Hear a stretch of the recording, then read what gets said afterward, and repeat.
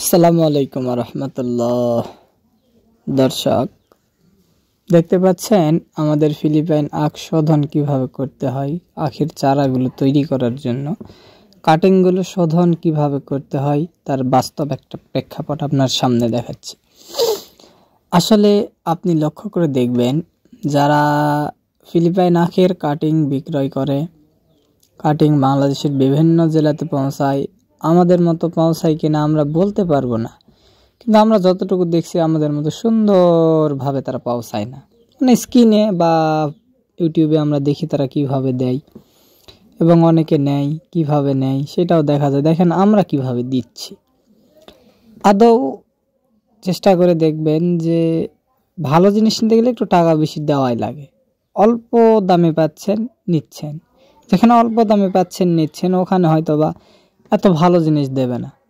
এর ভেতরে টাকা পয়সার একটা ব্যাপার আছে। অর্থাৎ যদি আপনি 3 টাকা করে দেন, এভাবে শোধন করে দেওয়া যাবে।